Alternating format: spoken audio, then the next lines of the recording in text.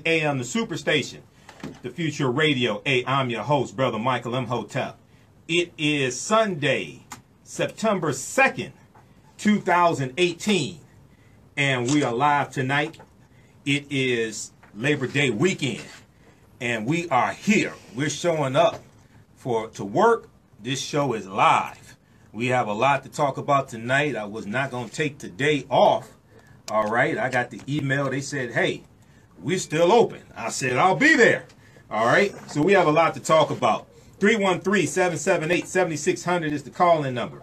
If you have a question or comment, 313-778-7600 is the call-in number if you have a question or comment. All right, so so here's what we're going to do, right? I had an entire show already laid out before the homegoing service of Aretha Franklin on Friday. I had an entire show already laid out, okay? So then I had to adjust my show. So I got about 4 hours worth of content, or 6 hours, to put into 2 hours, all right? So this is what we're going to do. We'll talk about Aretha Franklin's homegoing service. It was a celebration of black culture. I watched about at least 6 hours of it. I had to turn on Reverend Jasper Williams, because that Negro right there. After about 20 minutes of him, I had to change and turn to MSNBC. Then I turned back after about 10 minutes. I said, this Negro still talking? All right, so we'll talk about that some. But it was a beautiful homegoing service, and you could tell a difference between that and John McCain's funeral. Aretha Franklin had a homegoing service. John McCain had a funeral. Okay, there was a huge difference. All right, but unfortunately, a lot of people are talking about some of the not so positive things about the homegoing service. So, we're going to try to dispel some myths here as well. So, Bishop Charles Ellis III apologizes to Ariana Grande. He's been accused of groping her, and people are saying all types of things. We'll talk about that. NBC News and TheRoot.com have articles about him apologizing. He said it was unintentional, etc. So we'll deal with that. Ariana Grande. Now, I already knew about Ariana Grande. Half the people who were criticizing her just found out about her on Friday. Okay, half the people who were criticizing her didn't know who Ariana Grande was. And Aretha Franklin liked and admired Ariana Grande and thought she was a good singer. I saw an interview with Aretha Franklin where she talked about like the different singers who were out and who she liked, things like this. Ariana Grande was one of them. That's why she was there asked to speak. Okay, I mean asked to sing. All right. And some people are criticizing her, saying, oh, well, she's singing like Aretha and all that stuff. Well, nobody sings like Aretha Franklin. Nobody sings like Gladys Knight doesn't sing like Aretha Franklin, Whitney Houston, Shaka Khan, Yolanda Adams. Nobody sings like Aretha Franklin. Okay, so saying she doesn't sing like Aretha Franklin is like, everybody knows that. All right? And then some people say, well, I wouldn't ask Ariana Grande to sing at my funeral. Well, be quite honest with you, I don't think you're going to have to worry about her singing at your funeral. Be quite honest with you, I don't think you're going to have to worry about it, right? So Smokey Robinson has some really good comments about Ariana Grande, because people are criticizing her short skirt that she had on and said it was inappropriate for church and things like this, and just really dogging her. And I'm like, look, she's about 25 years old. She probably didn't know any better. Somebody in the camp should have known better, but we don't have to mistreat her like this. I don't think she meant anything negatively by it. All right, so Smokey Robinson has we have a clip from Smokey talking about this. And then Reverend Jasper Williams delivered a Slave Theology Eulogy and received backlash. He's come out. There was a interview from Channel 2 WSB-TV, Channel 2 WSB-TV, that and he's saying that he didn't have enough time to really explain what he was talking about, things like this. He spoke for 50 minutes, right? So so we'll share some of his comments on that as well. Then this past Tuesday, right, we know we had primary elections in some states, Florida, Arizona, I think it was. And the mayor of Tallahassee, Florida, Andrew Gillum, he won the Democratic nomination for governor of Florida, shocking almost everybody, okay, especially white people.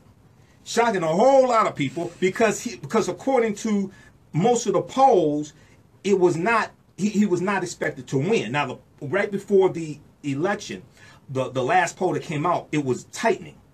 And Sean King talked about this, and there was an article from Black America Way of talking about this. And Sean King said Andrew Gillum has a really good chance of winning because even though he's behind in the polls when the polls were based upon telephone surveys. He said, well, with these polls, most of these polls, they're only calling landline phones. And he said they're not getting the millennial vote. They're not getting the youth vote, okay? So he ends up winning, shocking the world just like Muhammad Ali did when he won the heavyweight championship title. But then in less than 24 hours, he experienced backlash from Ron DeSantis, who won the nomination for the Republicans, because Ron DeSantis was on Fox News and said that in Florida, he said they can't afford to monkey this up, right? And a lot of people are saying, well, wait a second, this is coded language. This is a racial, this is a racial attack on Andrew Gillum. And I've heard of monkey business, right? But I never heard the term monkey this up, all right? But then we find out, because articles started coming out about Ron DeSantis and his white supremacist past, and we find out that he used to run a white supremacist social media page, okay? Very interesting. Also this past week, this was a busy week, right? This was a busy week. And like I said, look, I had an entire show already planned out before the homegoing service of Aretha Franklin. So I'm going to try to get to all this, and I think probably midnight, probably do Facebook Live to try to get to some of these other topics as well on the African History Network on Facebook, right?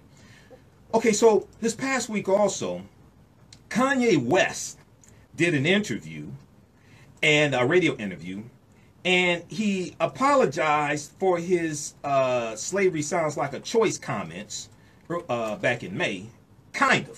He kind of apologized, all right? We'll talk about that because Dr. Michael Eric Dyson was on MSNBC and commented, he was asked about that and commented on that, all right? It was, to me, is a half-hearted apology. He still doesn't realize what he was saying was historically inaccurate. That's the biggest part. Okay, he said, he should have, something to the effect of he should have said it more calmly. What he was saying, no, it wasn't that you were too hyped in what you said. Okay, no, what it was what you said was factually and historically inaccurate. And we have Professor Kaba Kamene, one of my teachers, formerly known as Booker T. Coleman. We had him right here on this show. We had him back in May, so we can deal with that from a historical perspective. That's on YouTube, Michael Imhotep on YouTube, and it's also on our Facebook page, the African History Network as well. You can go watch that video, all right? Okay, so we'll deal with that as well.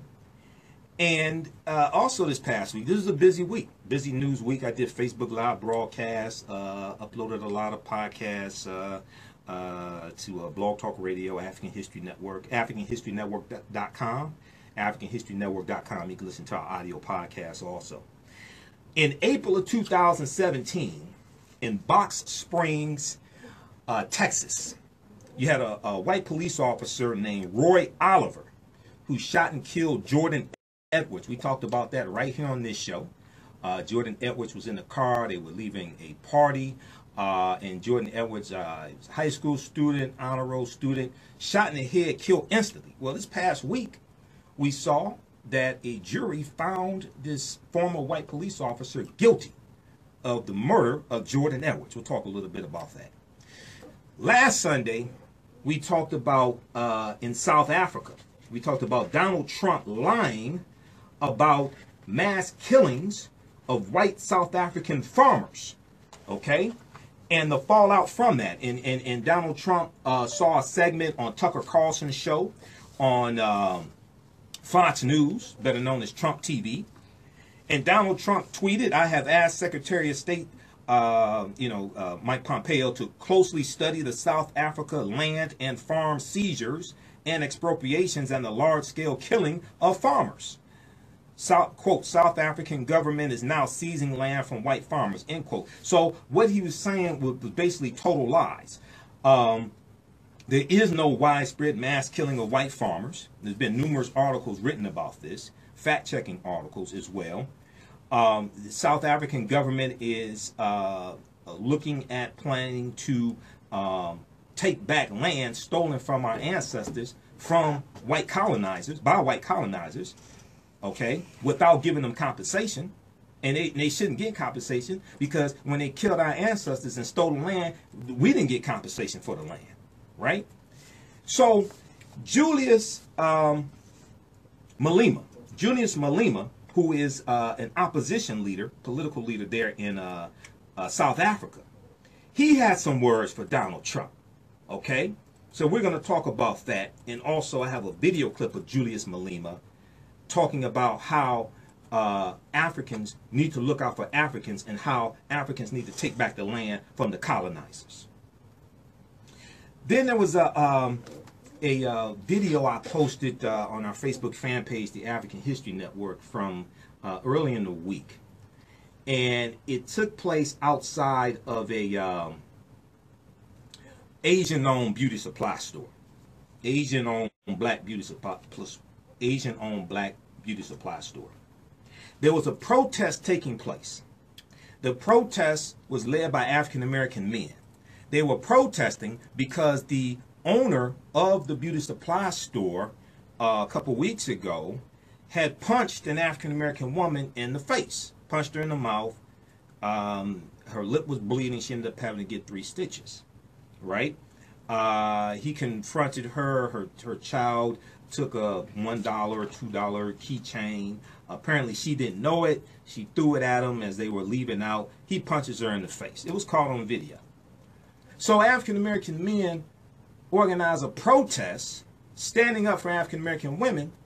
The Asian store owner cuts the price of everything by 50%. He has a line of about 25 black women outside of his store. So you have a lot of people upset about this because they're saying, wait a second. You got these brothers standing up for you, and you're going to spend your money with this guy who just assaulted a sister a couple weeks ago. We'll talk about that as well. All right, so on the African History Network, we focus on educating, empowering, and inspiring people of African descent throughout the diaspora and around the world, because right knowledge corrects wrong behavior. What you do for yourself, what you do to yourself, and what you allow other people to do to you and get away with is based upon what you think about yourself. What you think about yourself is based upon what you have been taught about yourself. What you've been taught about yourself is based upon everything you've read, heard, and seen about yourself.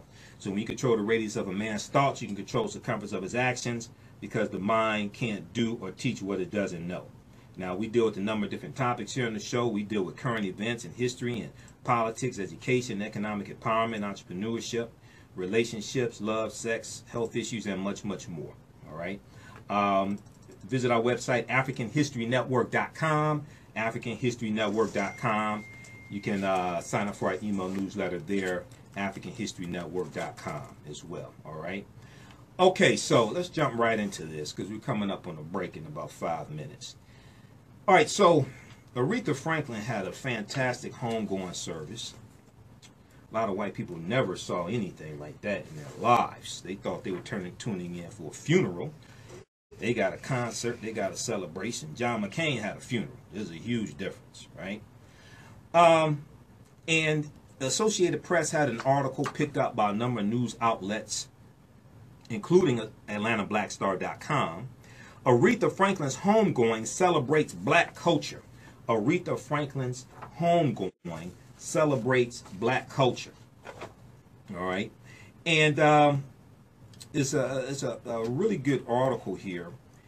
And they talk about how, like the Queen of Soul herself, the week of mourning for Aretha Franklin has been an open celebration of black culture, from the emotional send-off by a historic black sorority, Delta Sigma Theta Sorority Incorporated.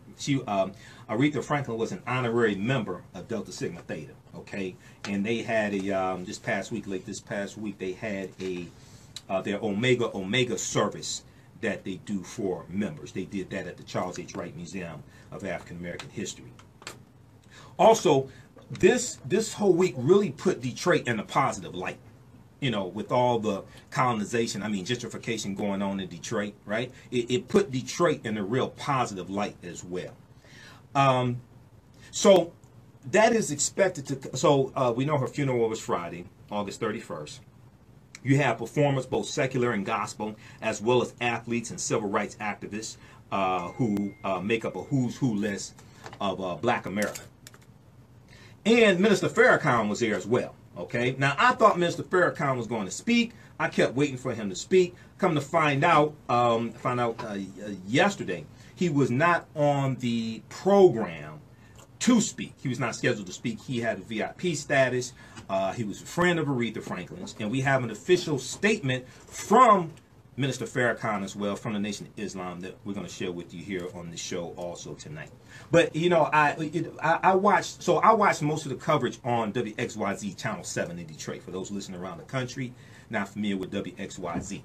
And then I watched a little bit on MSNBC. I saw MSNBC carried about at least an hour and a half to maybe 2 hours straight, because I was flipping back and forth monitoring MSNBC. And I saw the beginning of the, as people were coming in to the funeral, things like this, right? And I saw them show all the celebrities and dignitaries and things like this, Isaiah Thomas and Tyler Perry and Whoopi Goldberg, and they were calling people by name, and Reverend Al Sharpton and Jesse Jackson. And they showed Minister Farrakhan a number of times on Channel 7 WXYZ and did not say his name. So, you know, I went on Facebook, I said, for those that don't know, you know, the white media may not tell you, but Minister Farrakhan is at Aretha Franklin's funeral. So Chuck Stokes, who is the does commentary. He's the head of the editorial department at WXYZ. He mentioned that Minister Farrakhan was there. Now, all these other people, by the way, all these other people, they said their names over and over again. Bill Clinton, Hillary Clinton, Tyler Perry, all these people. I heard Minister Farrakhan's name mentioned one time in about 6 hours that I watched. I just find that very interesting. Okay. And the other thing is, when I saw the coverage, Deadline.com has an article saying that some people were upset on social media Minister Farrakhan was there.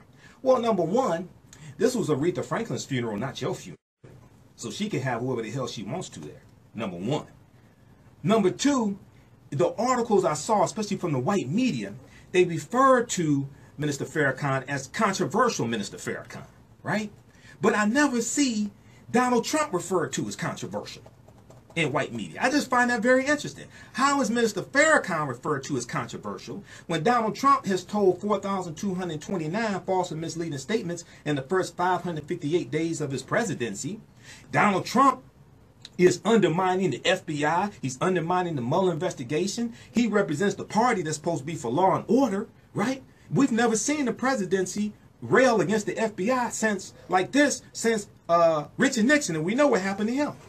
Okay, Donald Trump has 19 accusers accusing sexual misconduct against him. Donald Trump, we know, had sex, unprotected sex at that, with a porno star, at least one, probably more. Donald Trump is not called controversial Donald Trump, but Minister Farrakhan is almost always called controversial in white media. I just find that very interesting. I haven't figured that out. I don't know what's behind that. I haven't figured that out yet. So, the ceremony, Dr. Michael Eric Dyson said, would be unapologetically black, okay? And he's a native and Georgetown University sociologist, yeah. He said, Dr. Dyson said, she was our voice for half a century. She gave expression to our desires, spiritual, political, and sexual. She was a full-service queen. She was the people's diva, all right? We're going to continue this on the other side of the break. You listen to the African History Network show right here on 910 AM Superstation, the Future Radio. I'm Michael Imhotep. We'll be back in a few minutes. Welcome back to the African History Network show right here on 910 AM the Superstation, the Future Radio. Hey, I'm your host, Brother Michael Imhotep. It is Labor Day weekend. It is Sunday, September 2nd, 2018, and we are live. 313-778-7600 is the call-in number. If you have a question or comment, 313-778-7600 is the call-in number. If you have a question or comment, let's look at some of the comments here on Facebook. Anita Kent said, from Detroit, Michigan, Sunday knowledge from Mr. Imhotep. Thanks for listening. Eric Toomer said, let's see, I believe more so than whites nowadays. Okay, I got to figure out what he's saying. Kathleen said, why are people mad at Reverend Jasper Williams? Okay, you'll find out. I guess you missed it. Let's see, Deb said, hey, this is Deb from the DMV. All right. Okay, so we're broadcasting on our Facebook fan page, The African History Network, The African History Network on Facebook also. Okay. All right, so right before the break, we were talking about an article from the Associated Press picked up by a number of news outlets, NBC News, but this one right here is from AtlantaBlackStar.com. It's entitled, Aretha Franklin's Homegoing Celebrates Black Culture. Aretha Franklin's Homegoing Celebrates Black Culture. All right, and we know Dr. Michael Eric Dyson spoke as well. But Aretha Franklin passed away on August 16th at the age of 76 of pancreatic cancer in Detroit. And the funeral was her final role, and it was an offer of a testament not only to her life and musical legacy, but to the triumph of black culture, but also her civil rights activism as well. Okay. Now, gospel artist Marvin Sapp, who's from Michigan as well, said, quote, everybody doesn't do funerals like we do in the black church. That's true. Okay. He said, we don't even call them funerals. We call them homegoing services, and we know how to send people home.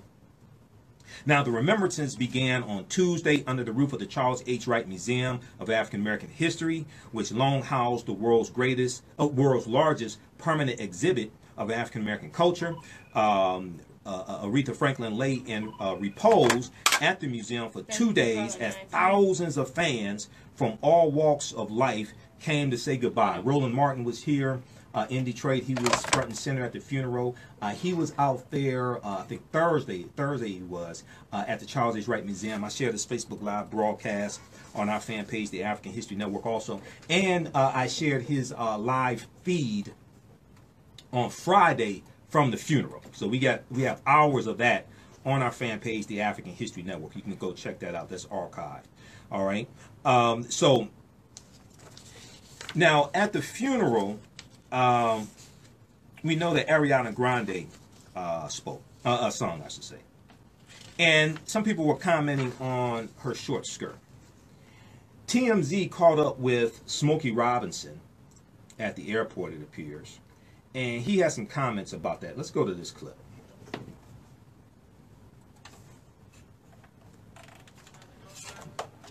Yeah. How was Detroit? How was the funeral? It was done very Turn up a little bit more here. There was another bit of controversy that Ariana Grande, some people criticized her wardrobe, saying that her skirt was too short and that at a funeral it's not really the time and place for such fashion. Other people backed her up. Did you have any comment on that? Well, you know, she's a young woman. She's a young woman and she's doing her young thing. And yeah, I think it was inappropriate. Yeah. I do. I think she could have, I love her. I love Ariana. I think she's a great talent. And I think about it, somebody in her camp should have told her she was at the funeral and not let that happen. But she should be a little more respectful and mature about her clothing options. I don't think she was trying to be disrespectful. I don't think she was just trying to be disrespectful. It was inappropriate. Okay. And somebody in her camp should have told her. Mm-hmm. You know. Did you think any of it was overly political or inappropriately? No, because Aretha was an activist and she was a very strong woman, and they were just giving her props and letting people know that she wasn't only a singer, she was an activist, and she was very powerful in the civil rights movement. So I don't think it was overboard at all.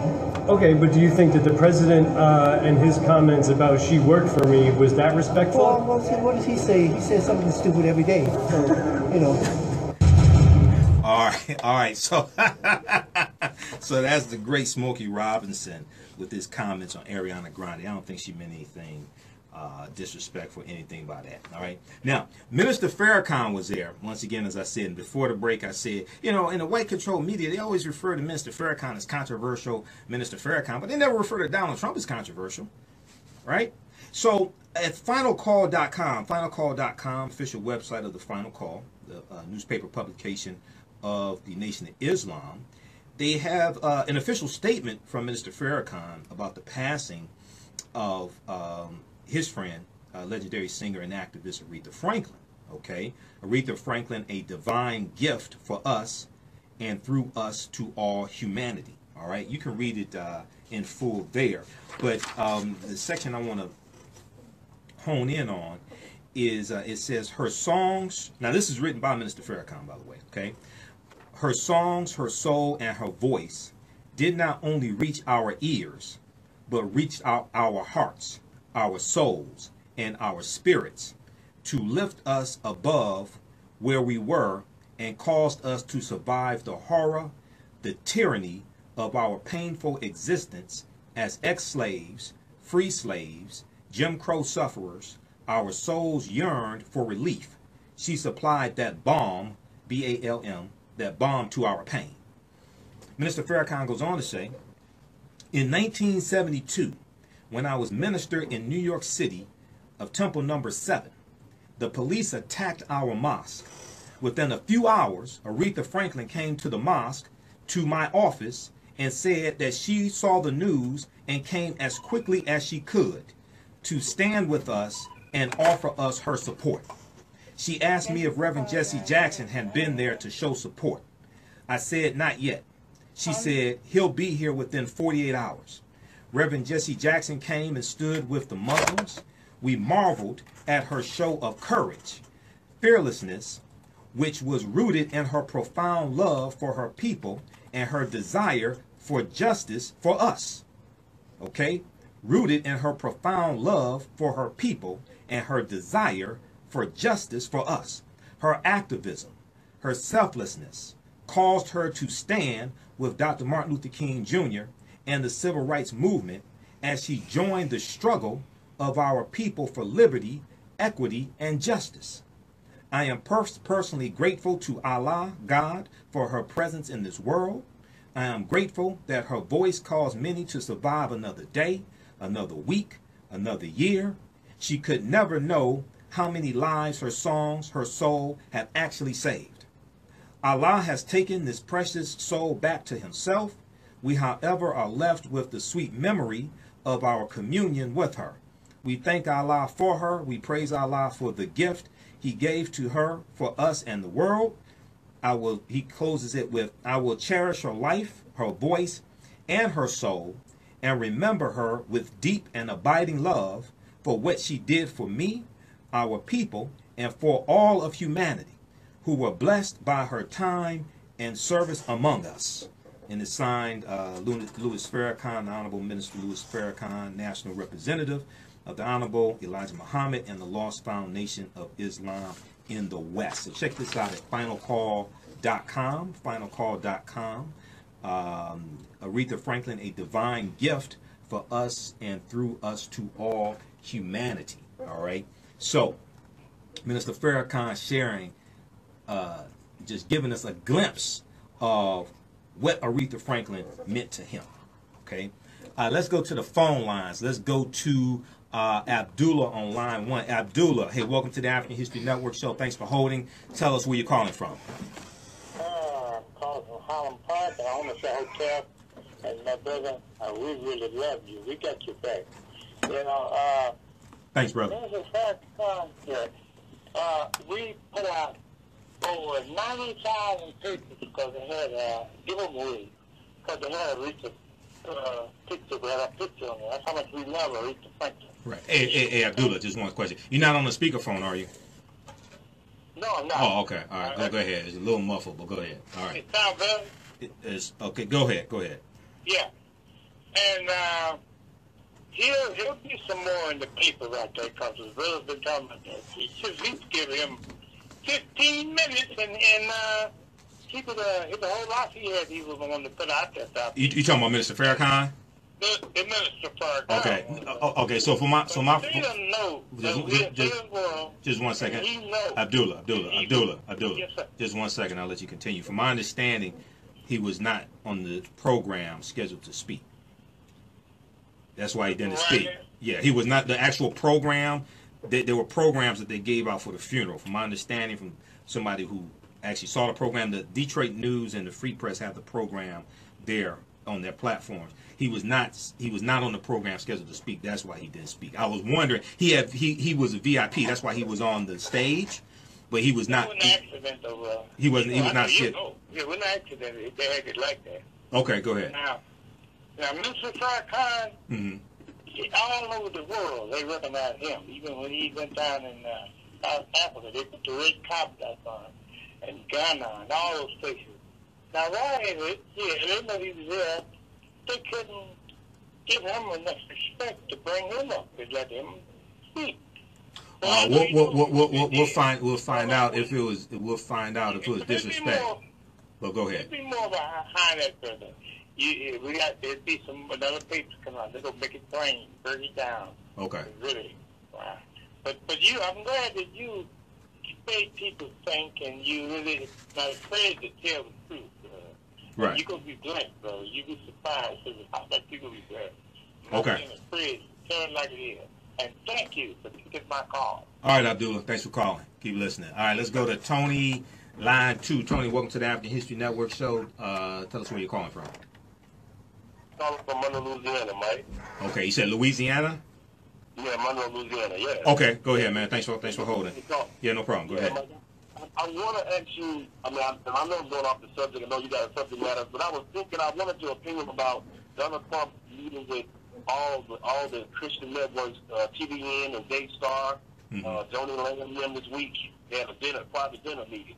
Yeah, have you thought about that? Have you thought about that this week? That was when he said that there could be violence if Republicans don't win the primary. Yeah, he's trying to scare him because he sees the handwriting on the wall, and what he knows is if Democrats take control of the House of Representatives, he knows that they're going to launch a lot of investigations. They'll be head of the House Intelligence Committee. They'll be head of the House Judiciary Committee. He knows that the debates over impeachment start in the House Judiciary Committee, then they go to the full body for the vote. So on MSNBC this past week, they show, I think it was Axios.com, AXIOS. Axios had an article dealing with all the investigations that Democrats could legitimately launch if they win, if they take back the House of Representatives, because they will be the head of these committees.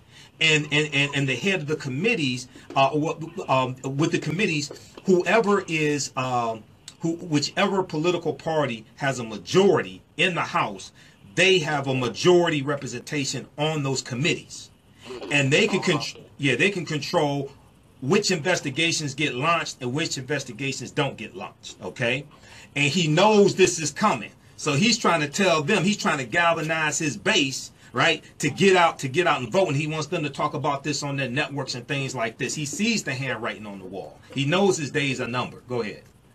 Well, what do you think about it? I mean, when you look at those even those CEOs of those companies, I mean, those Christian networks, not many black people represent those networks and all the ministers they follow. Right. I mean, it has to be something.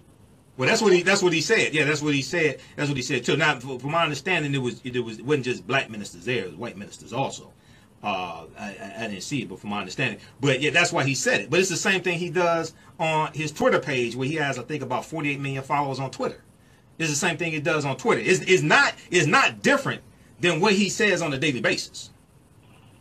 He just said it. He just said it there privately, and the audio was leaked. It's not different than what he says on a daily basis. It's not different than what he says this past week at like a rally he was at. That's not a different message. It's the same thing. Yeah, it's not. Yeah. Absolutely. All right, but this is why midterm elections are so important. Elections have consequences. This is why midterm elections are so important. Yeah, we got to galvanize our people to vote. Oh, absolutely, man. Okay, Tony, thanks for calling. Keep listening. All right, so let's go back to this article quickly from AtlantaBlackStar.com. Aretha Franklin's Homegoing celebrates black culture. Okay, this is from Friday, August 31st. This is from the Associated Press. And a number of media outlets picked it up, okay? So it goes on to talk about how the black church and gospel music, both of which loomed large throughout Aretha Franklin's life, have been heavily represented in the farewells.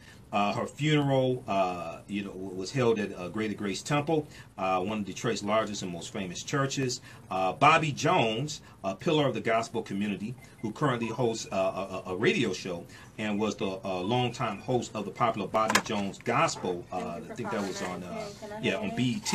He said Aretha Franklin, quote, "She would have it no other way. She would have it no other way." All right. Now, we saw the Clark sisters perform. We saw Pastor Shirley Caesar perform along. We saw also Tasha Cobbs Leonard. We saw Shaka Khan perform as well. Ron Isley. Okay. This was something really unique, and people around the country were watching this as well. This really put Detroit in a positive light. All right. Now, Aretha Franklin's faith was steeped in a proud tradition in the African American community, embodied by her father, Reverend C.L. Franklin, considered one of America's great preachers. He preached at New Bethel Baptist Church, a cornerstone of the African American church and the Detroit headquarters of the Civil Rights Movement from 1946 to 1979. Now, Marvin Sapp, gospel superstar Marvin Sapp, said, quote, "He established a particular style of preaching that is connected to the local urban black church that is still being used today. Her rearing in the church and having a father like her father is really the reason why she has had such a strong faith and why she stayed so close to the church." Okay. Now, Aretha Franklin, we know, was eulogized by Reverend Jasper Williams, and Reverend Jasper Williams also eulogized her father, Reverend C.L. Franklin, as well. We're going to come to him in just a minute, all right? So you can check out the rest of this article. They talk about some of the people who were there: Cicely Tyson, Attorney General Eric Holder, Reverend Al Sharpton, Reverend Jesse Jackson, etc. Okay, AtlantaBlackStar.com, they had a good article. Washington Post and New York Times both had really good coverage of this as well. Washington Post has an article that's 12 pages, I know because I printed it up. She gave us pride and a regal bar to reach. She gave us pride and a regal bar to reach. Everything that happened at Aretha Franklin's 8-hour funeral. This right here, this breaks it down minute by minute.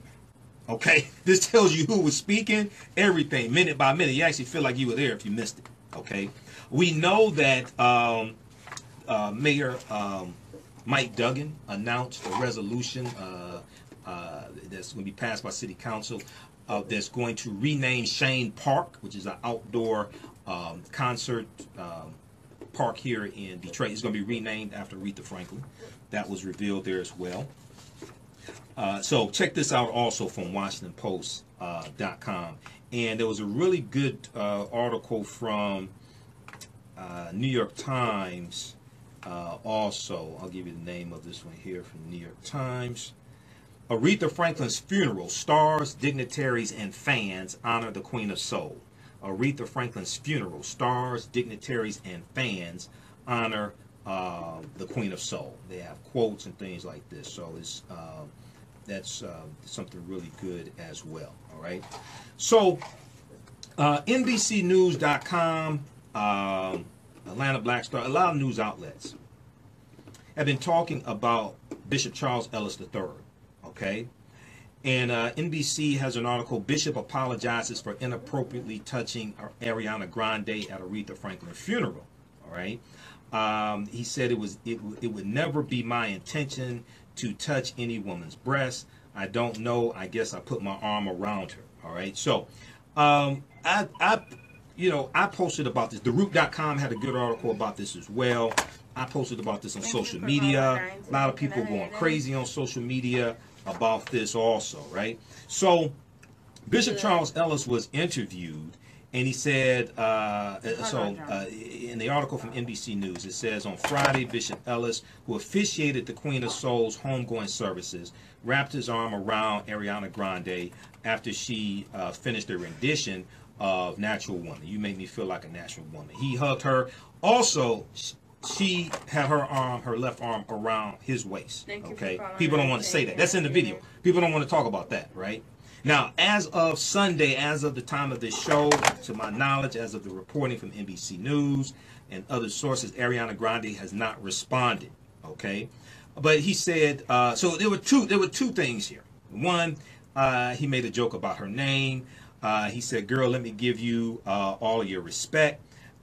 He said, he said something to the effect that her name sounded like something on the menu at Taco Bell, Ariana Grande. All right, now he shouldn't have said that. Okay, but when you speaking, but here's the thing. Okay, I speak publicly for a living. I speak in front of groups 300, 500.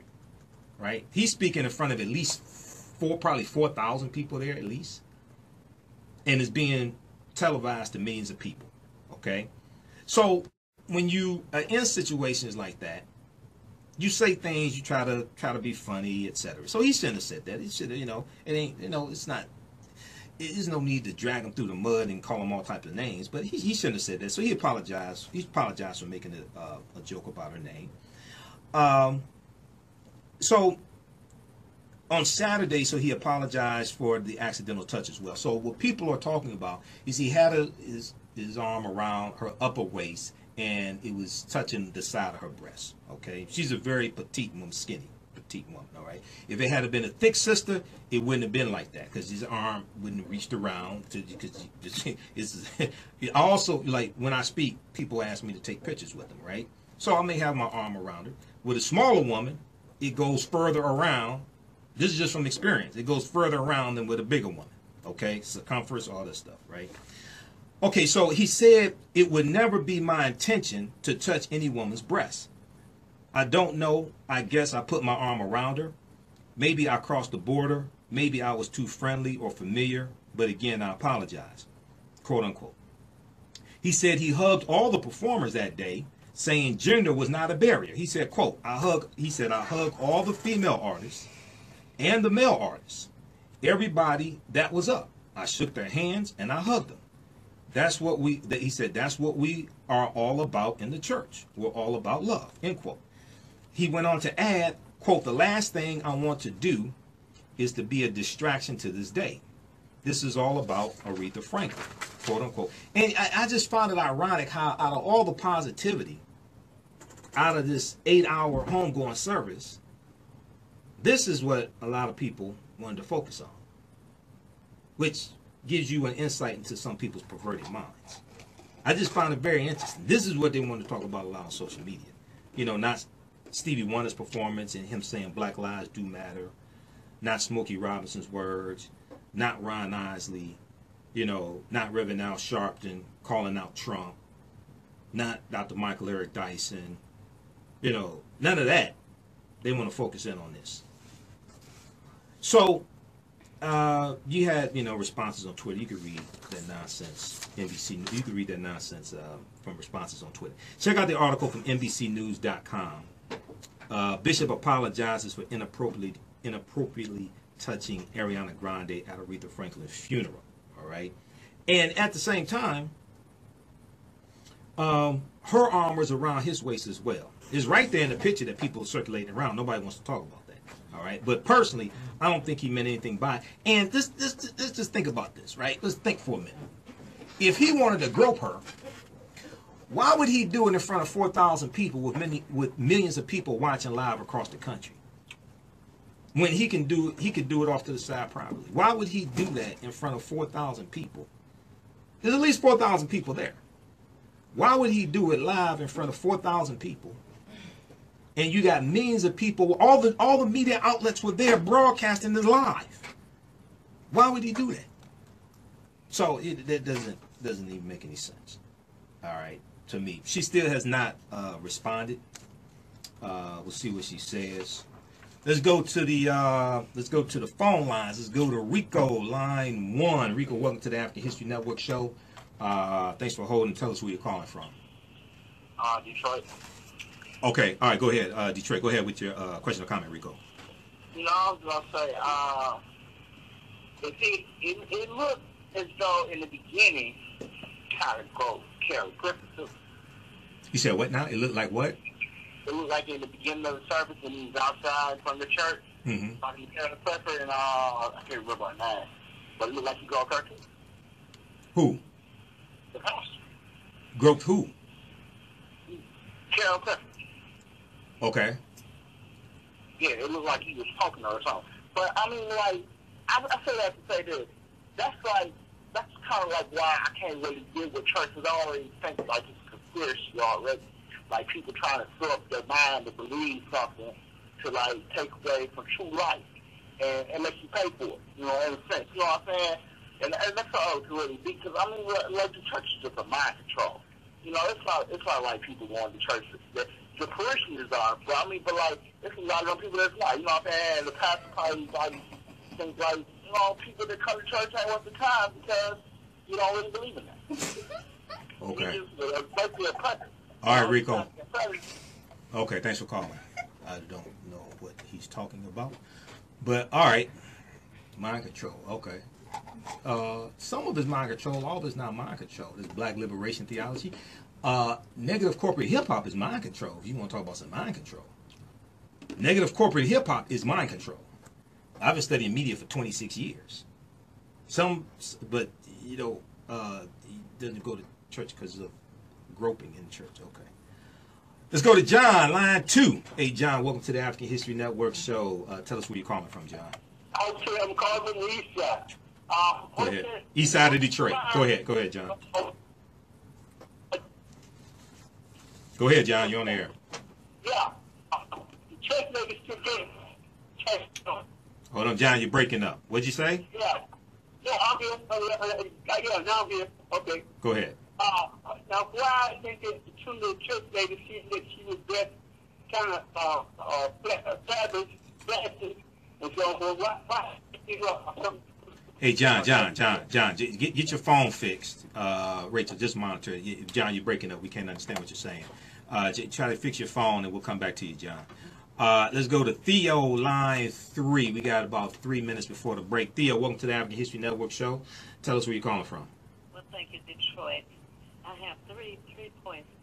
This is the world-famous Theo Broten of Hood Research. Good. So everybody know. Go ahead, sister. It seems to me that somebody downtown was trying to rattle the people who had been waiting in line since Thursday afternoon for a funeral that was taking place Friday morning by saying, you have to move to the other side of the street. And the officers were kind of abrasive. And this one gentleman was trying to say, well, we're waiting. Now, we've been here. There were 31 of us here first. Right. And we've been orderly, talking with each other, etc. Then the cop says, well, nobody's getting in this church until they move to the other side of the street, which was totally unnecessary. And so was this angry. So this was Friday. This was Friday morning. No, this was Friday morning. Okay. Yes, and they had been in line since Thursday afternoon. Right. Okay. Right. So folks started scrambling to get across the street, and the people who had been there way overnight were thinking that they were not going to be able to get into the church. They'd lose their place in line. And it just seemed to me like somebody was trying to stir up trouble to make it look bad, another stereotypical action from the black community. Okay. So they held their own. They were very orderly, and I was very pleased at that, that it did not erupt in anything negative for the media to just take it and run with it. Right. Now, the other thing has to do with the announcement after Reverend, I think it was Smith, who said to everybody, we're not going to go around giving out names because it takes time. We want it to run smoothly. First thing happened, the mayor goes with it, my name is Mike Dagan, Right, and he wants to name Shane Park, Aretha Franklin Park, and I am against it. Well, it's not just him, it's also being approved by the city council, but go ahead. Well, they don't have it yet. I'm against city council approving it, and I'm going to tell you why. Okay. Cobo is a flat-out racist, okay? Mayor Cobo. Shane Park So we have to let people know you're talking about Mayor Cobo, who's a mayor of Detroit. And, and Cobo Hall in downtown Detroit is a convention center named after Mayor Cobo. That's right. Go ahead. And he was going to be indicted and put in jail, but he dropped dead first. Right. So anyway, Cobo Hall should be named Aretha Franklin Convention Center. Okay. Now, it has been reported a couple of times at Shane Park going to be torn down. So why would you want Shane Park to be named Aretha Franklin Park? Mm-hmm. Temporary, until people get over the grieving process, and then tear it down, put condos or something there. Right. If she is, as Michael Duggan was trying to say, is the most wonderful, person and representative of Detroit and the world, and she meant this and she meant that, why would he not want Cobo Convention Center renamed Aretha Franklin Convention Center? Right. Okay. Right? All right. Okay. Thanks for calling. We're coming up on a break. Hey, you listen to the African History Network show right here on 910 AM, the Superstation of Future Radio. When we come back, we're going to deal with the African-American mayor of Tallahassee, Florida, Andrew Gillum, shocked the world and became the Democratic nominee for governor of Florida. His opponents using racial coded language against him, and he was also there was also a racist robocall that went out this past week as well, pretending to be him, using the southern dialect like you hear on Amos and Andy also. We'll talk about that and some other topics on the other side of the break. Listen to the African History Network show, 910 AM, the Superstation of Future Radio. I'm Michael Imhotep. We'll be back in a few minutes. News and programming on 910 AM Superstation. All right. Stand by, everybody. We'll be back in 4 minutes. Okay, I gotta send you this. I'm gonna send you this email, Rachel, with the clips here. All right, how's everybody doing? Where is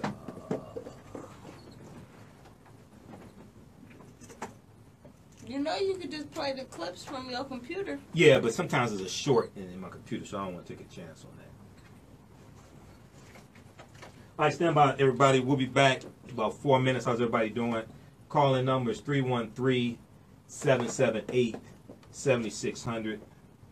313-778-7600 is the call-in number. If you have a question or comment, I need to send this email quickly here. Okay, Rachel.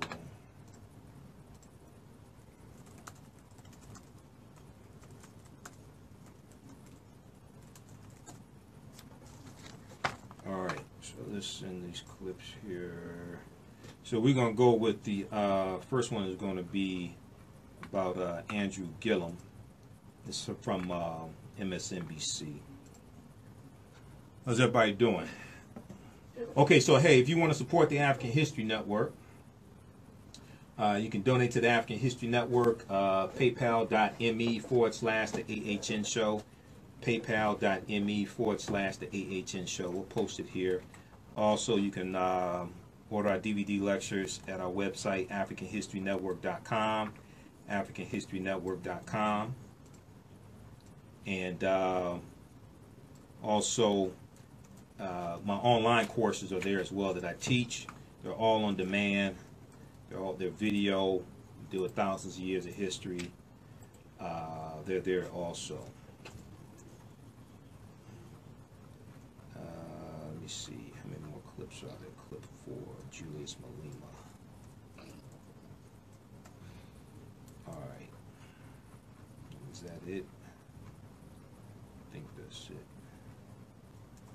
All right, that's enough. All right, so just sent that to you. That clip on Andrew Gillum, Rachel, we're going to start that right about the 25-second mark. All right, I just sent it to you. Okay, we'll be back in, looks like about a minute and 30 seconds. So the one that says Gillum wins Florida? It start with clip number 2, yeah. AM Joy, MSNBC. Yeah, Gillum wins Florida, yeah. Start at about the 25-second mark.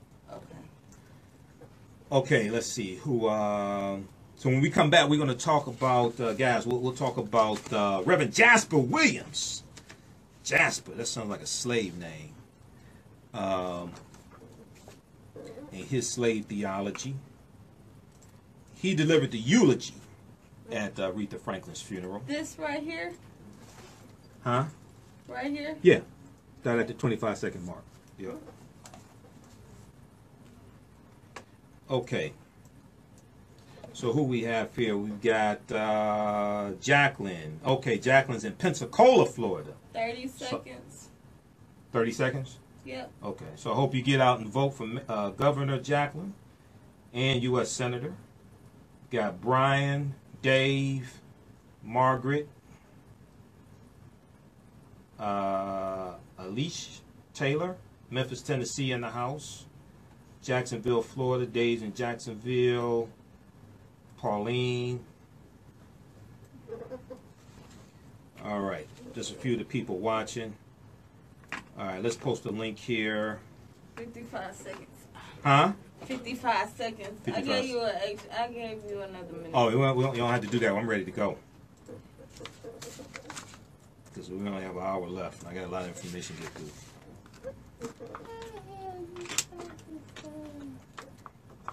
All right, so we posted the link. You can donate to the African History Network, $15, $25, $50, whatever you want to do. You can set it up for recurring donation also. Here's the information dealing with the... Okay. 20 seconds. All right. This is the information dealing with the online courses that I teach. We have them in a bundle pack. They're on sale. I have a 48-hour sale going on right now. You get 10 in a bundle pack on sale, $60, regularly $130. 3, 2, 1. Welcome back to the African History Network show right here on 910 AM the Superstation, the Future Radio. Hey, it's Sunday, Labor Day weekend, September 2nd, 2018, and we are live. You can call in 313-778-7600. 313-778-7600 is the call-in number if you have a question or comment. We're broadcasting on our Facebook fan page, The African History Network. The African History Network. I'm Brother Michael Imhotep once again. Visit our website, AfricanHistoryNetwork.com. AfricanHistoryNetwork.com for all of my DVD lectures. We have a 48-hour sale going on right now on our the online courses that I teach online. They're all on demand. We have a bundle pack that includes Ancient Kemet, the Moors, and the Ma'afa, Understanding the Transatlantic Slave Trade, what they didn't teach you in school. That's a 14-hour, 7-session online course that I teach. We deal with thousands of years of history. There are other online courses in that bundle pack. It's on sale right now, $60, regularly $130 at AfricanHistoryNetwork.com. You can watch them around the world. You can start watching as soon as you register for that, okay? So on Facebook, we have Alexis Taylor. She said, I go to church every Sunday and I haven't seen inappropriate behavior. My church has a good pastor. We have Carol McCurdy. She's watching from Tallahassee, Florida. She said, Gillum for governor. We have Eric Toomer. And let's see, we got Cynthia is in Miami, Florida. We have people watching from across the country. Alexis said, you don't go to church because you just don't want to go. She said, you don't go to church because you just don't want to go to church. All right. Sherry in Houston, Texas. Christine Webb, North Carolina in the house. Priscilla McLean, Baltimore's in the house. Marcus McGlown in Flint, Michigan, the FLINT. Shout out to MC Breed, rest in peace. Margaret's in Chicago. Jacqueline's in Pensacola, Florida. Brian Douglas Hall said, God bless brother from Davidson, North Carolina. Dave Sampson's in Jacksonville, Florida. Also, we got Lila Starr watching. Alicia Taylor, Memphis, Tennessee in the house. Deborah is watching as well. Alicia Taylor said, I love this show. Pauline says she's talking truth to power. And we've got Angie also. I think Angie's in Baltimore. I met Angie at the Baltimore Natural Hair Care Expo back in April when I was there speaking, okay? All right, so we'll go to the phone lines in just a minute. 313-778-7600 is the call-in number. 313-778-7600 is the call-in number. If you have a question or comment, we're also broadcasting on our Facebook fan page, The African History Network, The African History Network. Follow us on our fan page. Share this broadcast on Facebook also. Okay, so the eulogy brought about a lot of controversy also, okay, for Aretha Franklin. And NBC News had an article about it, AtlantaBlackStar.com, a number of news outlets had articles about this as well, okay? And I'm trying to bring up this one here from NBC News. Thought I had it already up. But if we look at the article from AtlantaBlackStar.com, eulogy at Aretha Franklin funeral ignites wrath. And this is by the Associated Press also. AtlantaBlackStar.com picked it up. Eulogy at Aretha Franklin funeral ignites wrath, okay? And it says a fiery old school eulogist at the funeral of Aretha Franklin fell flat for many in the crowd and prompted a social media uproar when he declared, quote, "Black America has lost its soul," end quote. He said black women are incapable of raising sons alone by themselves. And he said the Black Lives Matter movement is unfounded in the face of black-on-black crime. And that was just 26 minutes into his nearly 50-minute diatribe or eulogy, whatever you want to call it, of words provided by the Reverend Jasper Williams. Now, I thought he was the Reverend at Sunken Place First Baptist Church, but it's actually Salem Baptist Church. I thought it was Sunken Place First Baptist Church, okay, all right, in Atlanta. And this was at Aretha Franklin's funeral on Friday. Okay. Now, Williams, Reverend Jasper Williams, also eulogized her father, the Reverend C.L. Franklin, who was a minister and civil rights activist 34 years ago. He was excoriated on Twitter and elsewhere for misogyny, bigotry, and the perpetuation of false science on race. He also blamed integration and the civil rights movement for ripping the heart out of black microeconomics that once relied on black-owned small businesses such as grocery stores, hotels, and banks. Now, he didn't talk about the white terrorism that was used to enforce Jim Crow laws. I don't remember him talking about that. Because, see, when you study, see, a lot of us have a romanticization with segregation. There was white supremacy and racial terrorism that was used to enforce the Jim Crow laws. People don't want to talk about that. People don't want to talk about how we lost about 14 million acres of land. A lot of that was we were ran off of our land during the Great Migration through racial terrorism, and even before that. But if you look, going back to about 1920, African Americans owned about 15 million acres of land. Today's about 1 million. One of the ways we lost our land is because we were ran out of the South by racial terror, and then our land was confiscated. Another way was because of legal loopholes, and we didn't understand the law, and our land was allowed to be confiscated that way as well. All right? There was a big article from thenation.com last year, and when the story came out about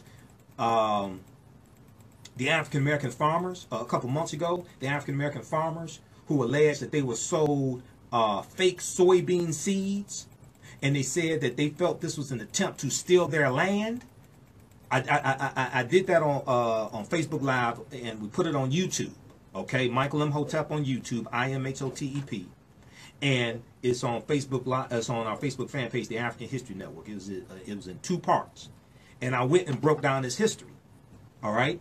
And if you read the article from thenation.com, it's called African Americans Have Lost Untold Acres of Land Over the Last Century. African Americans have lost untold acres of land over the last century. An obscure legal loophole is often to blame. Okay? And in this article from thenation.com from June 26, 2017, it talks about different ways our land was taken away from us. Okay, this is after the Civil War ends. All right, and they talk about how. Let me see here. Okay. In the 45 years following the Civil War, freed slaves and their descendants accumulated roughly 15 million acres of land across the United States, most of it in the South. Land ownership meant stability and opportunity for black families, a shot at upward mobility and economic security for future generations. The hard-won property was generally used for farming, the primary occupation of most Southern African Americans in the early 20th century. By 1920, there were 925,000 black-owned farms, representing about 14% of all farms in the United States. Over the course of the 20th century, however, the number dropped precipitously. Millions of farmers of all races were pushed off their land in the early part of the century, including around 600,000 African-American farmers. 600,000 African-American farmers. By 1975, just 45,000 black-owned farms remained. So we went from 925,000 black-owned farms in 1920 to only 45,000 in 1975.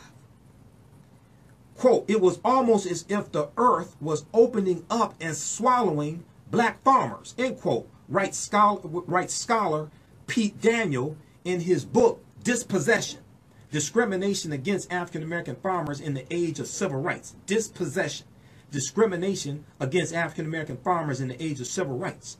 Implicit in the decline of black farming was the loss of the land those farmers once tilled. Today, African Americans compose less than 2% of the nation's farmers and 1% of its rural landowners. So it's like, what happened to the 14 million acres of land? So people don't want to deal with the white terrorism that we were fleeing from in the South during the Great Migration, 1915 to 1970. Don't want to deal with the legal loopholes and how our land was taken away. And then also, people who just want to blame civil rights for the businesses disappearing don't want to talk about the U.S. Interstate Highway Acts in 1952 and 1956 that drove 41,000 miles of U.S. interstate highways throughout the U.S. and they ran through the African American community, knocking out businesses like they did with I-375 came through in 1964 here in Detroit, knocked out, ran through Hastings Street, knocked out Black Bottom, which was a residential area, and it went through Paradise Valley, knocked out about 300 African American owned businesses. So when desegregation came, did some African Americans start spending money with white owned businesses more? Yeah, that happened some. But you can't ignore all this other stuff as well. You can't ignore the eradication of African American owned businesses, how they were wiped out across the country. And then when we study the Great Migration, we have to deal with the white terrorism that African Americans were fleeing from in the South, and our land being taken, our land being confiscated. So a lot of times slave preachers don't want to deal with any of this history. Okay? So we have to understand this. All right, so let's continue. Okay, so as he winded his way through the need for more African Americans to return to church and more men to return to their families, the heat turned up online, with younger people declaring rhetoric such as that of Reverend Jasper Williams is why they left their churches to begin with. Interesting. Now, when he says, he talked about a black woman can't raise a boy to be a man. He also said, if I remember correctly, he also said a black man can't raise a girl to be a woman. Now, many people have said that before. I've said it too, and I stand by that. You got to have some type of male influence. You got to have, so if it's a single woman, a single mother, you still have to have some type of male influence to teach that boy how to be a man. Okay? But we do also understand that oftentimes, historically and today, the African American church, as well as the white church, but we're talking about the African American church here, we do understand it can be very patriarchal. Okay, we do understand this. It can be very male dominated. It can be male chauvinist. This is reality. Now, I don't think it's as bad as it was back, decades ago, but it's still there. All right, so at one point, Reverend Jasper Williams asked, quote, "Where is your soul, black man? As I look in your house, there are no fathers in the home no more," end quote. That's not true. There are fathers in the home. Now, if you want to talk about that, we do need more fathers in the home, but just because a father's not in the home does not mean he's not involved in his child's life. One. Two, you have to talk about white supremacy and racism. You have to talk about the deindustrialization of the inner city, and you have to talk about the war on drugs It wasn't declared September 13th, 1994 with the signing of the Clinton crime bill. And only about 87% of the people who went to prison during the 2 terms of Clinton, they went under state law, not federal law. People don't want to deal with that at all.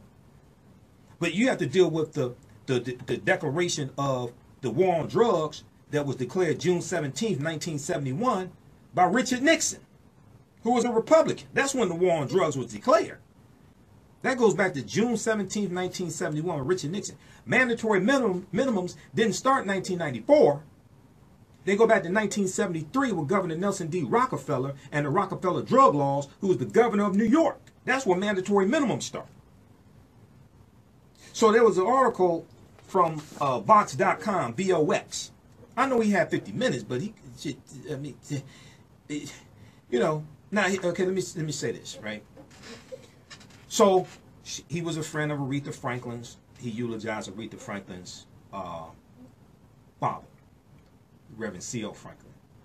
This is her funeral. She can have whoever she wants to there. I understand that. But we can critique what they said. So I'm not attacking or challenging the fact that he delivered the eulogy. I'm talking about the content of the eulogy, because it's her funeral. She can have whoever the hell she wants to there. All right? Read this article from Vox.com, Vox.com. The Clinton-backed 1994 crime law had many flaws, but it did not create mass incarceration. Because a lot of times when people talk about the 94 crime bill, they ain't dealing with no facts. I listen to what they say. I can tell what they haven't read. Mass incarceration didn't start in 94. States were already passing longer, harsher sentences in the 1970s and 1980s. In early 90s, before the crime bill was signed in 94. That did not start mass incarceration. Now, it didn't help it. It contributed to it some, but not nearly as much as people thought. You're dealing with state law. The crime bill was federal law. Read this article. It's about 12 pages. It'll take you a little while to read it. Maybe you can read faster than me. I read through it, the whole thing. The Clinton-backed 1994 law had many flaws, but it did not create mass incarceration. That's true. It did not. But people don't want to deal with that. It didn't create the school-to-prison pipeline. School-to-prison pipeline starts in 1986 under Ronald Reagan. The same year, later in the same year, as Nancy Reagan comes out with her Just Say No campaign from Operation DARE, D-A-R-E. Later that year, the foundation of the school-to-prison pipeline, that goes back to 1986. They ain't starting in 94. But people don't want to deal with facts and evidence. They don't want to deal with history. They just want to deal with what sounds good, gets the most applause, gets clicks on YouTube or whatever. All right, we're coming up on a break here in a couple minutes, so we'll go up to the break. When we come back, we'll go to the phone lines, 313-778-7600. 313-778-7600 is the calling number. We'll jump on the phone lines when we come back from the break in a couple minutes here. All right, so all right, let's continue with the article from AtlantaBlackStar.com. Eulogy at Aretha Franklin funeral ignites wrath. Okay, the wrath of Khan. All right. Okay, so this is from AtlantaBlackStar.com. So as for black women, Reverend Jasper Williams preached that, quote, as proud, beautiful, and fine as our black women are, one thing a black woman cannot do, a black woman cannot raise a black man to be a boy, okay? Cannot raise a black boy to be a man. He described as, quote, abortion after birth, end quote, the idea of children being raised without a, quote, unquote, provider, father, and a mother as the nurturer.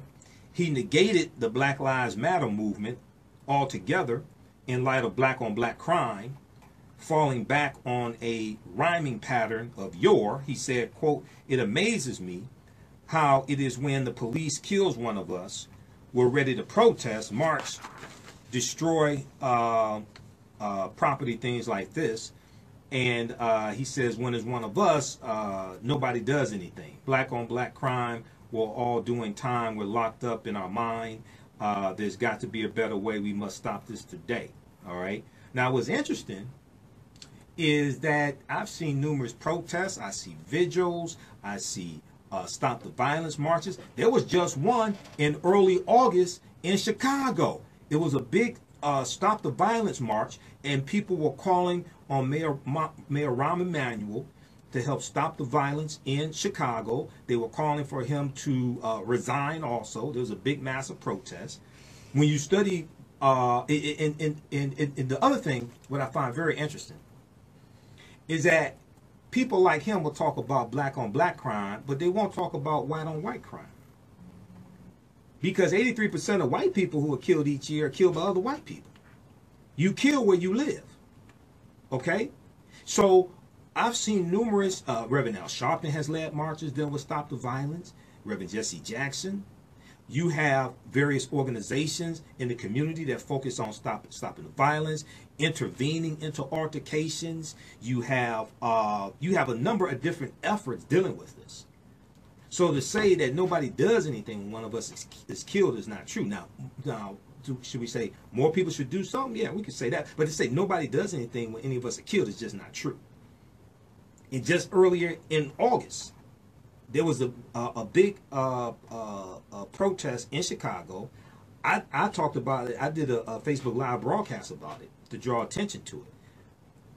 So you can go to my YouTube channel. You can see that. Michael Imhotep, Imhotep on YouTube. Okay?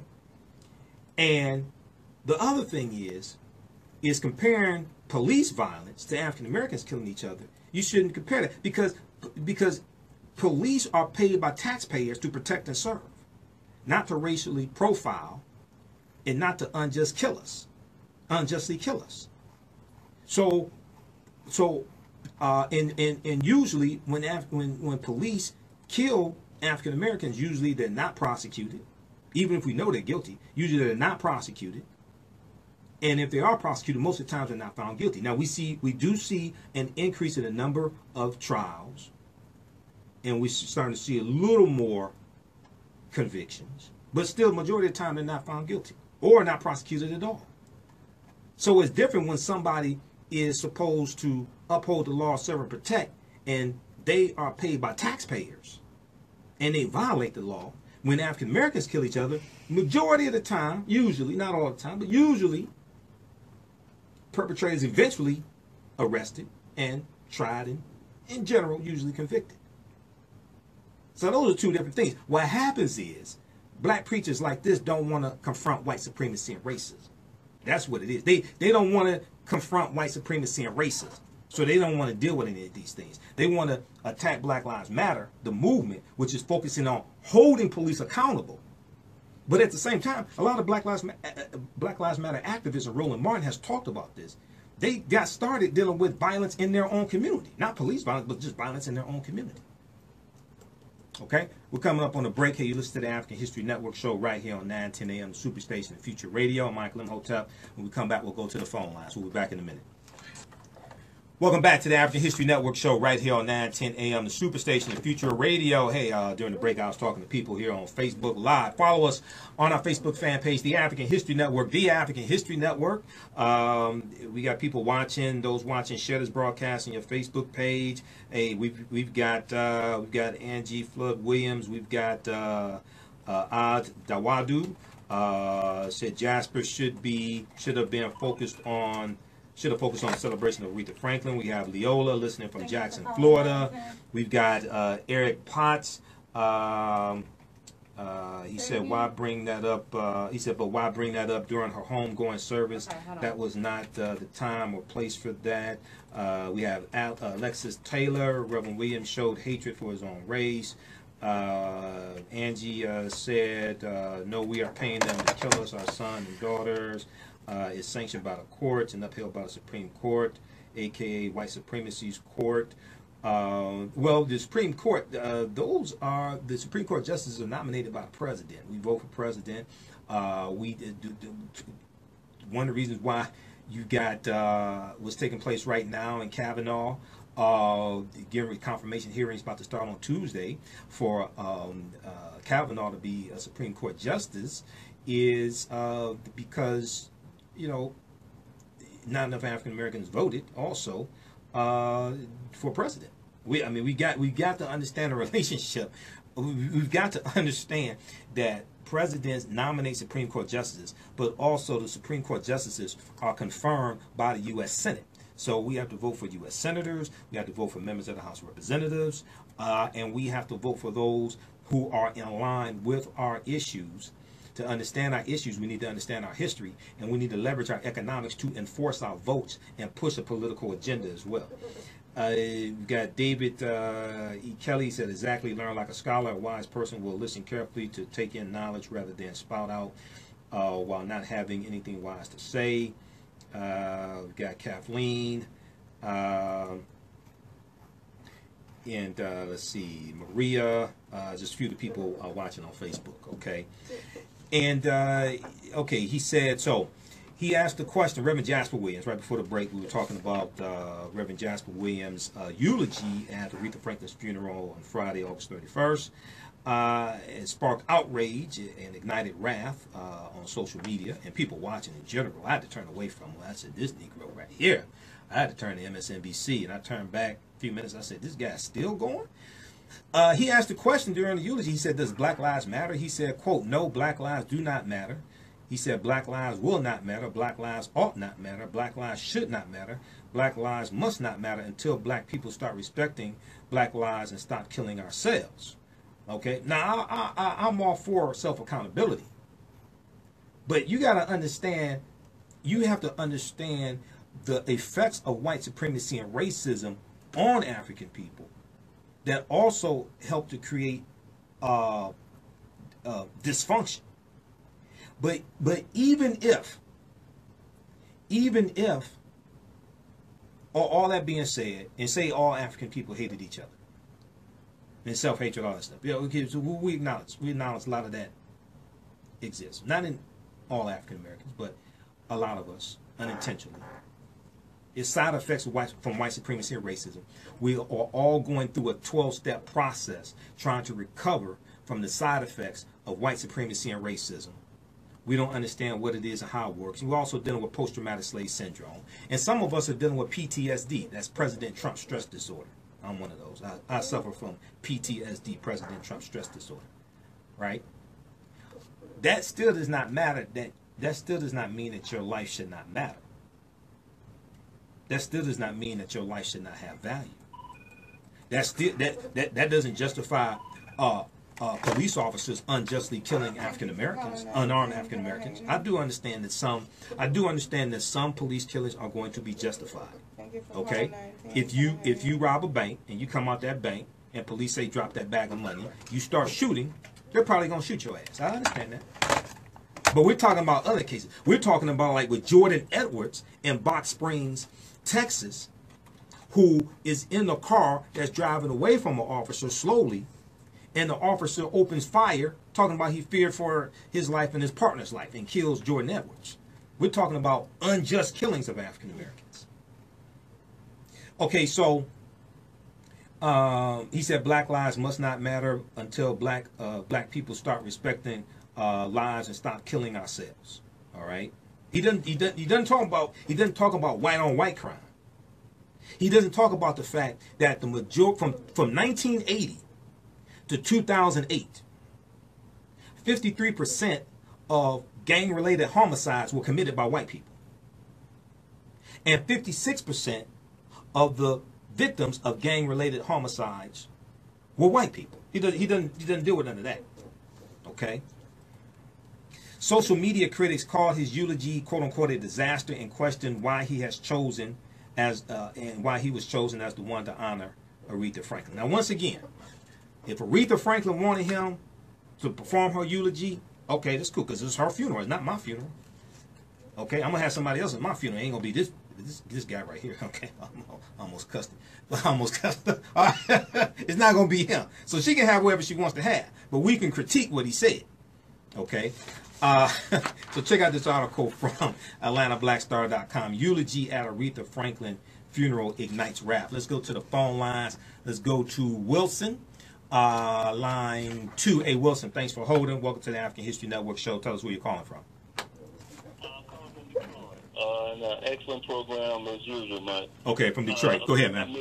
I'll try to be real brief. I just want to touch on a few things you said. Go ahead. You know, in particular about racism and terrorism. You know, the Ku Klux Klan in the mid-'70s was declared the oldest subversive terrorist organization in this country. You know, and now you hear all this nonsense about, well, we're against terrorism. We got to protect ourselves against terrorism. But everybody knows who the grand rulers were in the Klan. They still know who they are. You know, you got a guy in the House of Representatives, Michael Imhotep, who's in leadership position, who was on tape giving speeches to Klan members.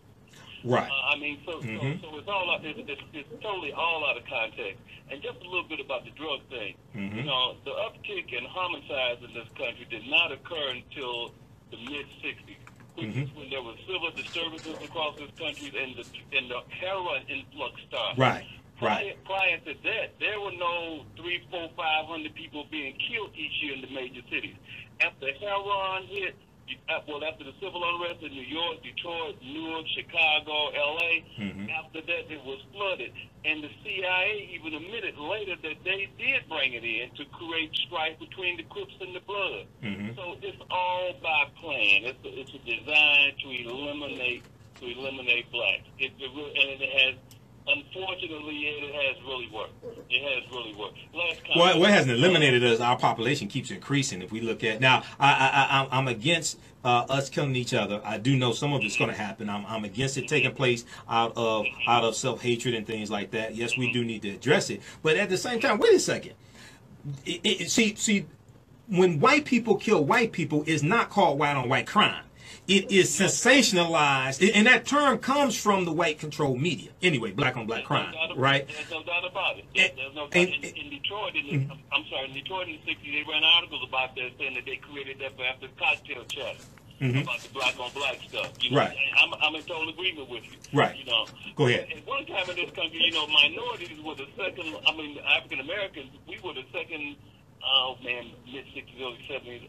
Obviously, the white population is a dominant culture, but we were really, I think, about second. I remember about 40, 50 million blacks. But now, whoa. 40, 50 million. When are you talking about? Because the report just came out from the Census Bureau, January 20th, 2018, with the African American population is 47.4 million. So what are you referring to? Well, I'm referring to the fact that during the 60s in particular, starting in the 60s, that the homicide rate was astronomical. I can remember in Detroit alone, the killings for 5 years in a row exceeded 500. Okay. And I said to myself, what is going on? Where are the people coming from? Because I really didn't know at the time what the population of African Americans in the country was. And my point is that we have been being eliminated ever since then in gross numbers. When the dope hit the neighborhood and everybody's selling dope, it destabilized the neighborhood, and it has continued. Now, when I hear that it's 300 or 400 a year, I still find, for me personally, I think it's low. You know, I try to do my little research to validate my thought, you know, and my suspicion, you know. But my point is this. I just leave the numbers alone. We have been being eliminated ever since 1619. And at one time it had escalated, and at present it shows no sense of, no reason, no attempts of slowing down. Okay. All right. Thanks for calling, Wilson. Keep listening. All right. That article I was talking about dealing with homicides, that is from AtlantaBlackStar.com. We'll go to Mike in just a second on line 2. That is from AtlantaBlackStar.com. It's called 9 Facts That Show White-on-White Crime Far Exceeds Black-on-Black Crime and How Media Outlets Conceal It. It's from March 3rd, 2015. You look at fact number 7, which deals with gang killings. Now, this is not shown to you on the in the media, on the news program. They usually don't deal with this. Okay, when gang-related killings are referred to on the news, they treat it as an almost exclusively black problem. However, according to the Bureau of Justice Statistics, the BJS, Bureau of Justice Statistics, the government entity, government department, for the period of 1980 to 2008, a majority, 53.3%, of gang homicides were committed by white offenders, by white people. Okay? And the majority of gang homicide victims, 56.5%, were white. See, white street gangs, they ain't talked about a lot in the media. They're talking about black street gangs and gang-related killings, drug killings, things like this. But the majority of gang killings from 1980 to 2008 were committed by white people. Now, I'm not saying it does. I'm not saying that we should not do something about gangs in our community and the killings and things like that. But it's like, wait a second. How is it white gang killings get very little mention in the media, and you just make it seem like it's a black thing?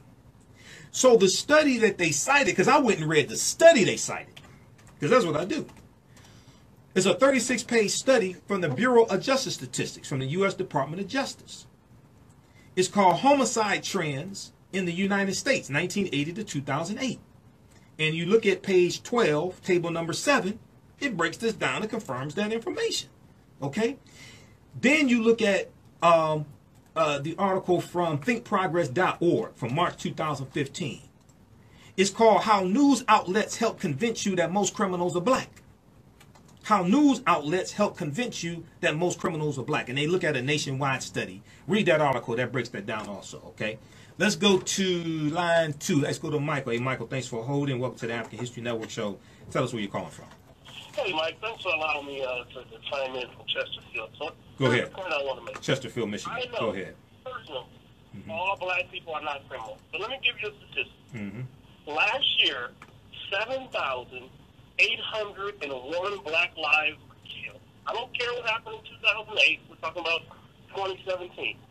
Had the black population had the white homicide rate, then 946 black lives would have been killed. So, we have to admit that today, our homicide rate is 12 times higher than the white homicide rate. It's gotten so bad that we killed 1,000 more black people than white people killed total.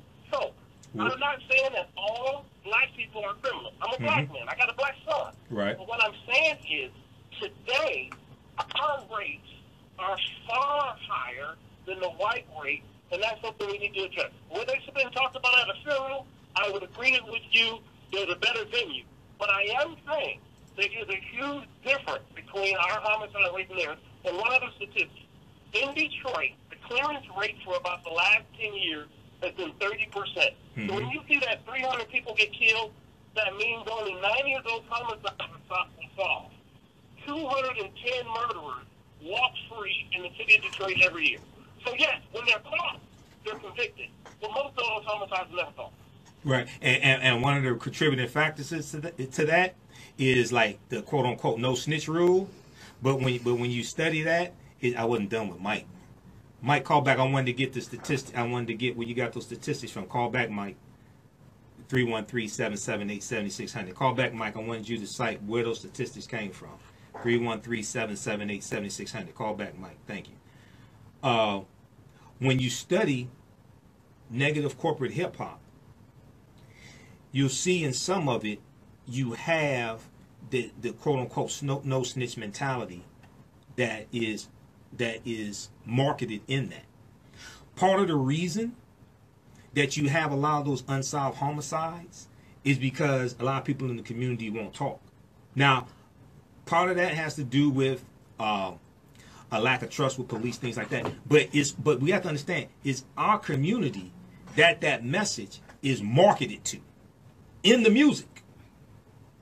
So we're dealing with a system of white supremacy and racism. We're dealing with the side effects of it.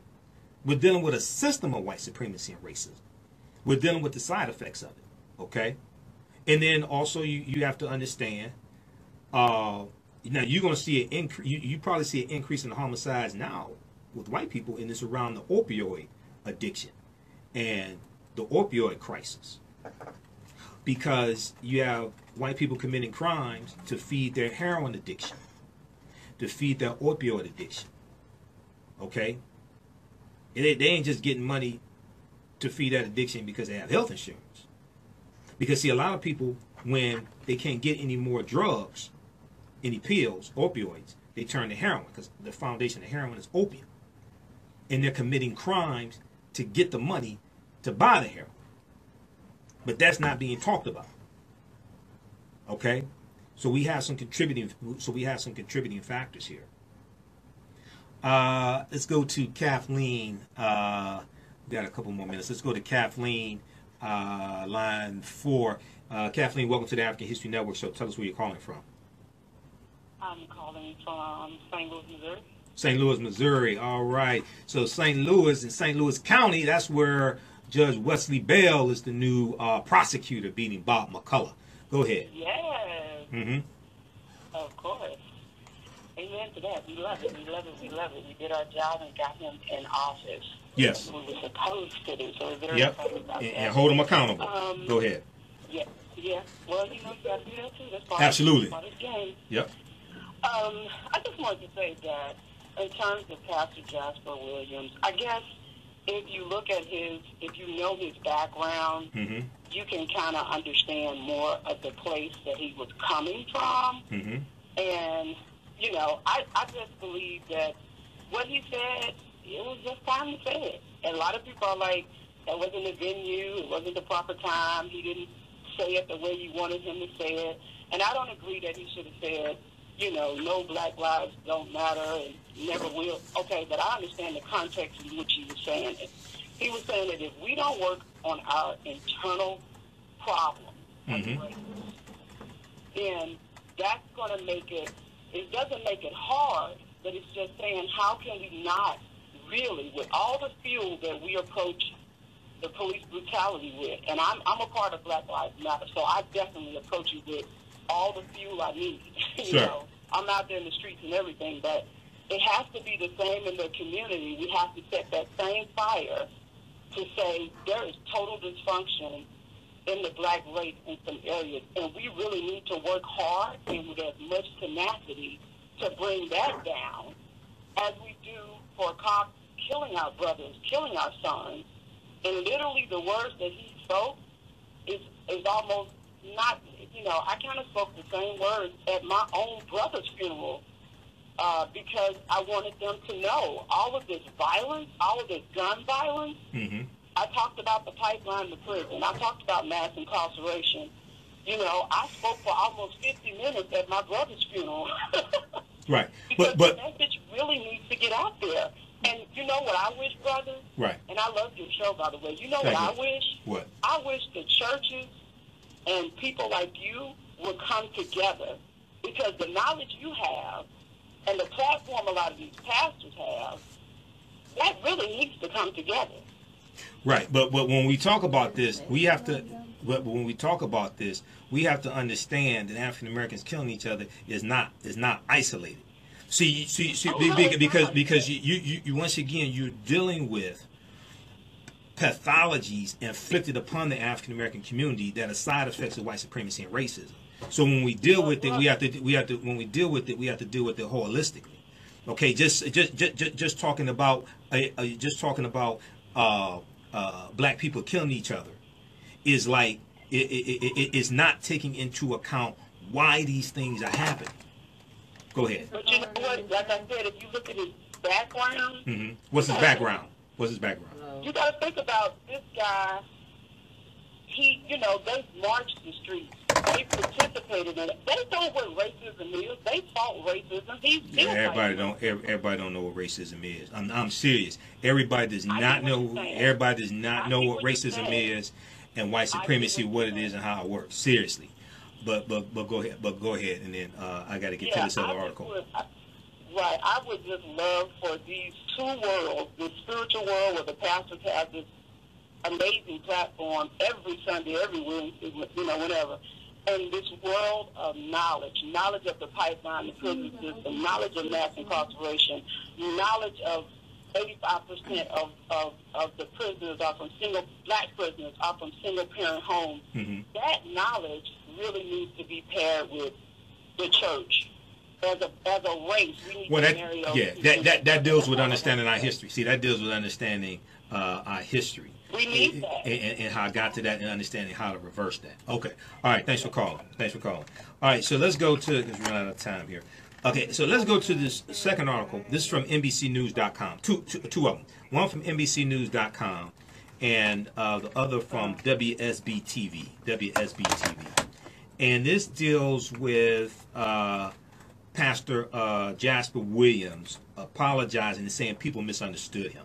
So from NBCnews.com from September 2nd, from today, pastor denounced for Aretha Franklin eulogy, says critics misunderstood him. He said, quote, maybe they didn't understand what I was saying, end quote. Okay. And he was he held a news conference. I guess it was today. It was about 23 minutes.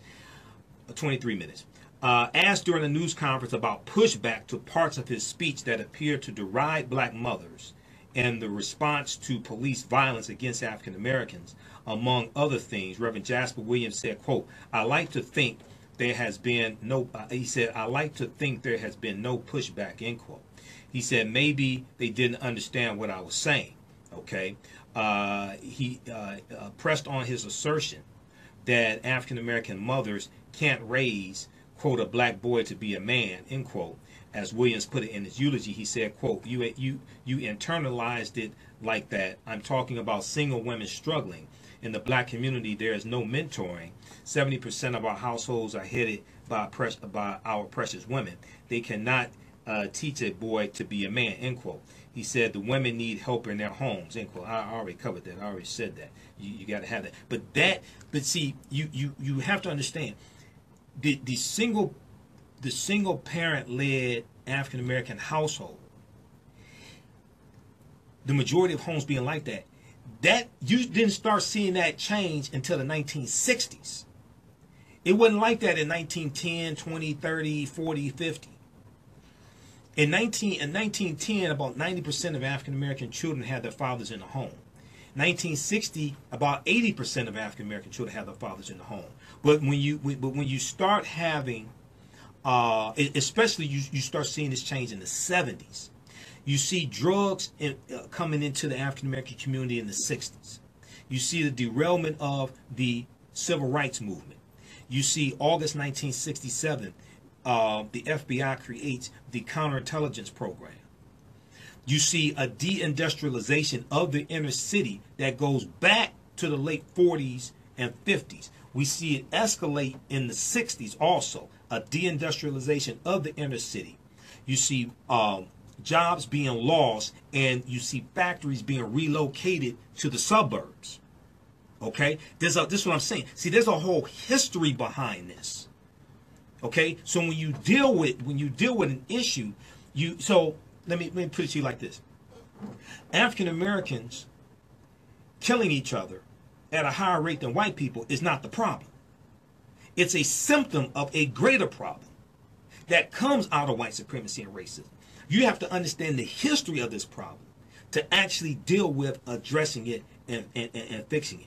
Okay, people really should read the book How White Folks Got So Rich: The Untold Story of American White Supremacy. How White Folks Got So Rich: The Untold Story of American White Supremacy by the Nation of Islam Research Group, because they deal with this background history dealing with this. I don't have time to get deep into it now because we only have 11 minutes left. We got Mike back. Hey, Mike, I wanted you to come back. I wanted you to tell us what study those statistics came from so people can look that up.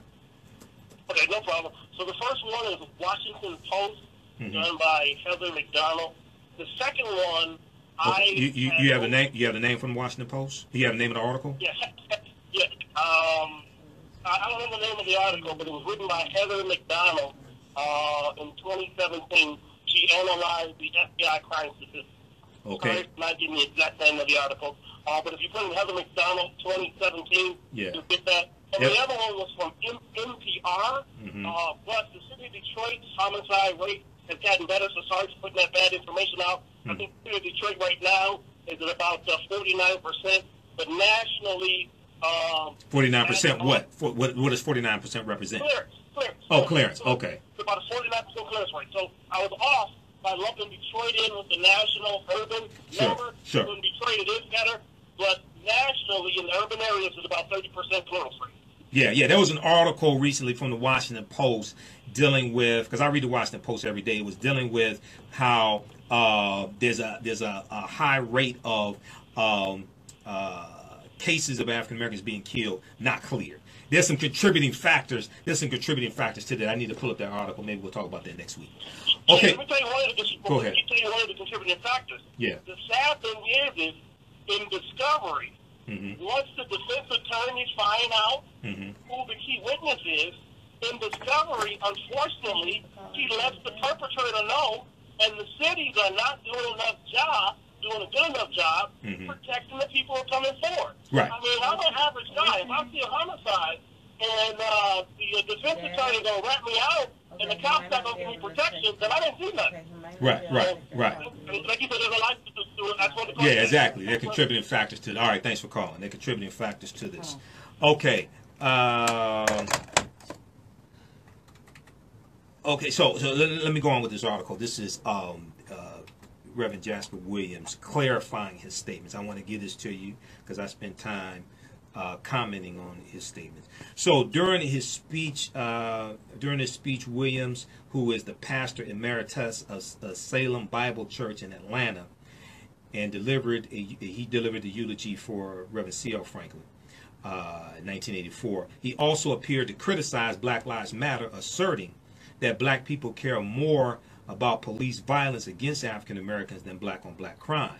He said, quote, "I'm not saying black lives don't matter," end quote, he clarified on Sunday. He's saying only when black lives respect black lives, then they will matter, end quote. Even if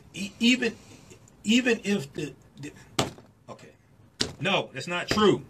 They Black Lives Matter, period. Black Lives Matter regardless. Okay, I'm not saying we should not. I'm not saying that it's all right to disrespect our lives, but they matter regardless. This is what we have to understand. I'm all for us respecting our lives and things like that, but you always gonna have black people who kill black people. You're gonna always have white people who kill white people. You're gonna always have Asians who kill Asians. You're gonna always have Hispanics who kill Hispanics. But those other groups don't need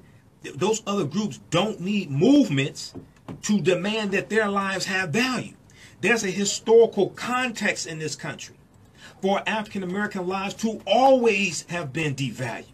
You have to understand history is different for us. So some critics, continue with their article, some critics appeared to take aim at Reverend Jasper Williams for using his eulogy as a platform.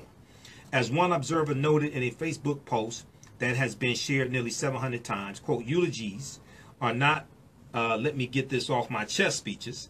Eulogies comfort the living, celebrate the dead, help us face our own mortality, and usher us to a place of hearing God say, end quote, quote, well done, good and faithful servant, end quote. Now, Reverend Jasper Williams said Sunday that he did not know what Aretha Franklin would have thought about the eulogy. He said, quote, but she trusted me to do it, okay, for me to say what I wanted to say, to do what I was asked to do, end quote.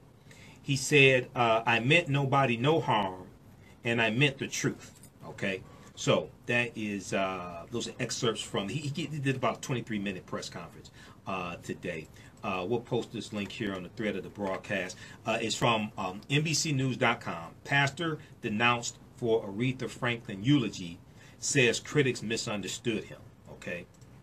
Then you have the article from a local news channel in Atlanta, WSB TV Channel 2 in Atlanta, WSB TV Channel 2 in Atlanta.